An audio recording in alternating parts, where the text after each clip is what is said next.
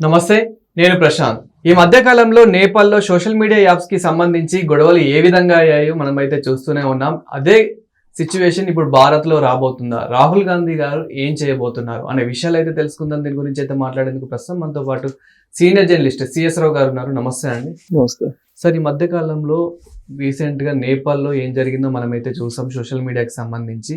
అదే సిచ్యువేషన్ భారత్ లో వచ్చే అవకాశం ఏమైనా ఉందా? రాహుల్ గాంధీ గారు దీనికి సంబంధించి ఏం థింక్ చేస్తున్నారు? ఇప్పుడు భారతదేశంలో పరిస్థితి ఏంటి అనేది అంచనా వేస్తుంటారు పొలిటీషియన్స్ ఎప్పుడు కూడా. అందులో ప్రతిపక్షంలో ఉండేటువంటి వాళ్ళు ప్రజానాడిని పట్టుకొని మళ్ళీ అధికారంలో రావాలని ప్రయత్నం చేస్తుంటారు. బహుశా రాహుల్ గాంధీ అదే చేస్తున్నారు ఇప్పుడు. ఆయన ఏంటి, నేపాల్ను ఉదాహరణగా తీసుకున్నారు.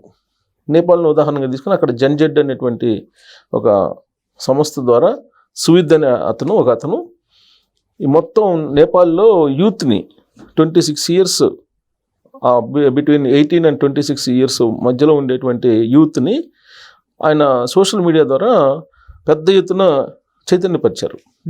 దాంతో అవినీతి పరులైనటువంటి అధికారులని, అవినీతి పరులైనటువంటి మంత్రుల్ని, అక్కడ ఉన్నటువంటి అవినీతి పరులైన ప్రజాప్రతినిధుల్ని, అలా చివరికి ప్రధానమంత్రిని కూడా వెంటబడి కొట్టారు. అక్కడ ఎవరిని దొరికితే వాళ్ళని కొట్టేశారు. ఎందుకు?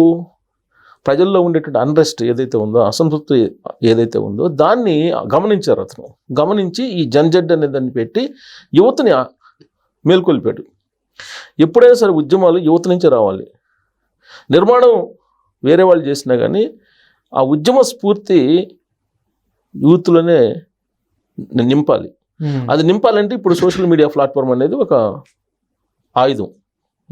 ఇప్పుడు రాహుల్ గాంధీ గారు కూడా అలాంటి ఆయుధాన్ని ఎంచుకున్నట్టుగా కనిపిస్తుంది.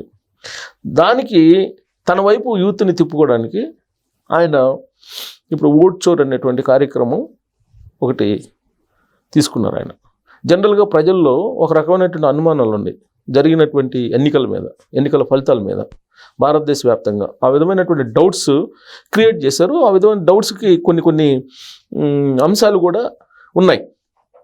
ఇప్పుడు మాజీ ఎన్నికల కమిషనర్లు కూడా ఏం చెప్తున్నారు, అసలు ఈవీఎంల ఛార్జ్ అనేది తగ్గిపోవాలి కానీ కౌంటింగ్ నాటికి ఎట్టా పెరుగుతుంది బ్యాటరీ ఛార్జీ. అలాగే ఒకేసారి సాయంత్రం 5 గంటలకు పోలింగ్ ముగిసే నాటికి సమయానికి ఉన్నటువంటి పర్సెంటేజ్ అమాంతం ఎలా పెరుగుతుంది, ఇలాంటి డౌట్స్ ఎక్స్ప్రెస్ చేస్తున్నారు. అదే ఏదో జరుగుతుంది. ఈవీఎంల ట్యాంపరింగ్ మీద కూడా రకరకాలుగా అనుమానాలు ఉన్నాయి. ఈవీఎంల ట్యాంపరింగ్ అనేది చెయ్యొచ్చు అని చాలామంది చెప్తున్నారు, చేయడానికి లేదని ఎలక్షన్ కమిషన్ చెప్తుంది, అది సాధ్యమని చెప్పేసి కొంతమంది టెక్నికల్ నిపుణులు చెప్తున్నారు. ఇట్లా మొత్తం మీద ఒక భిన్నాభిప్రాయాలు ఉన్నాయి. పూర్తిగా 100కి 100% విశ్వాసం అయితే లేదు ఈవీఎంల మీద. అలాంటి అనుమానాల్ని ప్రజల్లో తీసుకెళ్ళగలిగారు విపక్షాలు. ఇప్పుడు ఆ అనుమానాల నుంచే ఉద్యమాన్ని తీసుకురావడానికి రాహుల్ గాంధీ గారు ప్రయత్నం చేస్తున్నారు.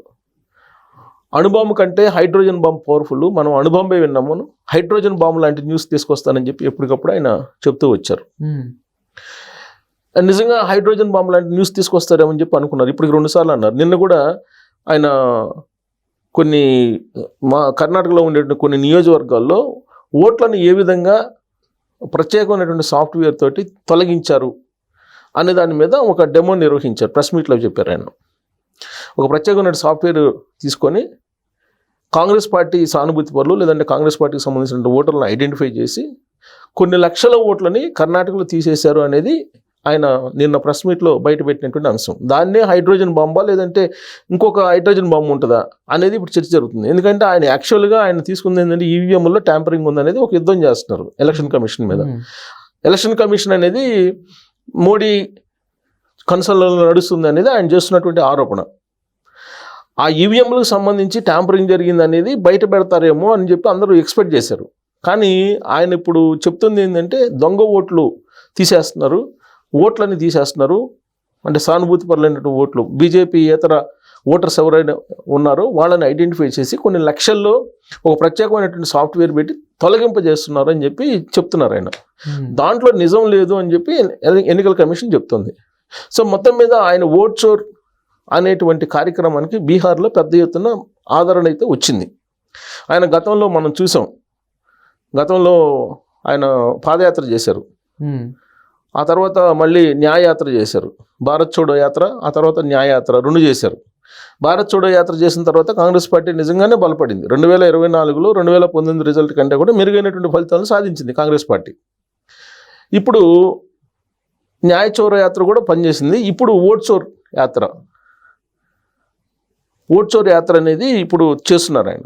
ఈ ఓట్ చోర్ యాత్రకి బీహార్లో మంచి రెస్పాన్స్ వచ్చిందనేది కాంగ్రెస్ పార్టీ నమ్ముతుంది. దీన్ని భారతదేశ వ్యాప్తంగా తీసుకొచ్చి యూత్లో ఒక ఉద్యమాన్ని తీసుకురావాలి అనేటువంటి ప్రయత్నం ఆయన చేస్తున్నారు. నేపాల్ తరహా ఉద్యమం తీసుకురావడానికి అనేది ఇప్పుడు ప్రభుత్వంలో ఉండేటువంటి వాళ్ళు కొంతమంది అనుమానిస్తున్నారు, చెప్తున్నారు కూడా. కానీ అది సాధ్యం కాదు భారతదేశంలో అనేది కూడా చెప్తున్నారు అధికారంలో ఉండేటువంటి వాళ్ళు. సో నేపాల్లో మొత్తం సోషల్ మీడియానే బంద్ చేసేలాగా చేశారు, కానీ ఇక్కడ రాహుల్ గాంధీ గారు సోషల్ మీడియాని యూజ్ చేసుకునేలాగా చేస్తున్నారు. అవును, సోషల్ మీడియాని యూజ్ చేసుకొని ఆయనకి అనుగుణంగా ఆయన ఏదైతే స్లోగన్స్ వినిపిస్తున్నారో వాటికి అనుగుణంగా పబ్లిక్ అందరినీ అవేర్నెస్ కల్పించి చైతన్యపరిచి రాబోయేటువంటి ఎన్నికల్లో గెలవాలి.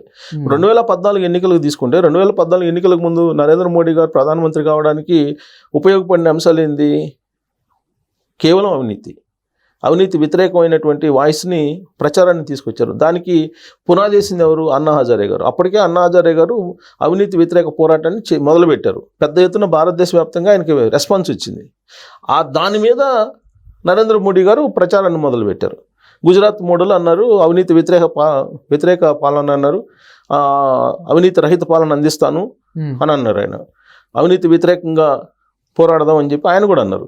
సో విదేశాల్లో ఉన్నటువంటి బ్లాక్ మనీ నేను తీసుకొస్తానని హామీ ఇచ్చారు ఆయన. నల్ల కుబేర్లను తగ్గిస్తానన్నారు, కానీ అది జరగల. ఇప్పుడు ఈ మొత్తం జరగకపోగా 2014లో ఉన్నటువంటి అవినీతి కంటే ఇప్పుడు ఎక్కువగా ఉందని చెప్పేసి లేటెస్ట్గా వచ్చినటువంటి రిపోర్ట్స్ని చూస్తే ఆర్థిక తారతమ్యాలు పెరిగిపోయినాయని చెప్పేసి మనకి ఇప్పుడు లేటెస్ట్ రిపోర్ట్స్ వచ్చాయి. సో దీన్ని బట్టి చూస్తే అవినీతి వ్యతిరేక ఉద్యమం చేపడితే ఇప్పుడు కూడా వర్కౌట్ అవుతుంది. ఎట్ ద సేమ్ టైం ఈ ఓట్లు దొంగతనం చేసి గెలుస్తున్నారు వీళ్ళు. 2 ఎలక్షన్లో 2014 కానీ 2019 కానీ 2024 కానీ ప్రత్యేకించి 2024 ఎన్నికల్లో ఓట్లను దొంగతనం చేసి గెలిచారు అనేటువంటిది రాహుల్ గాంధీ తీసుకెళ్తున్నాడు యూత్లోకి. సో యూత్ కూడా ఆయనతో ర్యాలీ అయ్యారు అనుకోండి. 2014లో నరేంద్ర మోడీ గారితో ర్యాలీ అయ్యారు.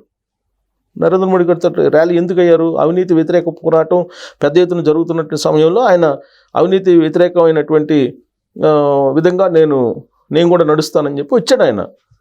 వచ్చి అన్నా హజారే ఉద్యమాన్ని హైజాక్ చేసింది బీజేపీ యాక్చువల్గా. ఆ తర్వాత ఆయన గెలవడం జరిగింది. సేమ్ ఇప్పుడు రాహుల్ గాంధీ గారు కూడా అలాంటి ఉద్యమాన్ని తీసుకురావాలని అనుకుంటున్నారు. అయితే ఇప్పుడున్నటువంటి పరిస్థితుల్లో రాహుల్ గాంధీ గారు తీసుకొచ్చేటువంటి ఉద్యమం నేపాల్ తరహా ఉద్యమం వచ్చినా ఆశ్చర్యపోవసలా. అంత ఇంట్రెస్ట్ ఉంది పబ్లిక్లో, ఉన్నమాట వాస్తవం. ఎందుకంటే కళ్ళెదుటే ఏసీబీ వాళ్ళు రైడ్ చేస్తే 100 కోట్ల మినిమం బయటపడుతుంది అధికారుల దగ్గర. పొలిటీషియన్స్ దగ్గర అసలు కేసులు పెడుతున్నారు, కానీ ఇప్పుడు లిక్కర్ స్కామ్ ఉంది, 3,500 కోట్లు అన్నారు. ఇవాళకి కూడా అసలు అతన్ని పట్టుకోలేకపోతున్నారు. పాత కేసులు ఉన్నాయి, అసలు దోష నిర్దోష చెప్పలేకపోతున్నారు ఇప్పటివరకు కోర్టులు కూడా. అంటే పొలిటీషియన్స్ని ఏం చేయలేకపోతున్నారు, ఎవరు ఏం చేయలేకపోతున్నారు. పొలిటికల్ కరప్షన్ని అసలు ఏమి చేయలేకపోతున్నారు. అధికారులన్న అయితే కొంతమంది దొరుకుతున్నారు, ఏసీబీ రైడ్ చేస్తున్నారు, బట్ పొలిటికల్ కరప్షన్ అయితే అద్దు మీరిపోయింది. సో ఇలాంటి పరిస్థితుల్లో రాహుల్ గాంధీ గారు తీసుకుంటున్నటువంటి అవినీతి వ్యతిరేక పోరాటం ఖచ్చితంగా మరో నేపాల్ తరహా ఉద్యమం రావడానికి అవకాశాలు లేకపోలేదు. ఆయన కూడా ఆ దిశగా అడుగులు వేస్తున్నట్టు కనిపిస్తుంది. Thank you sir. Thank you.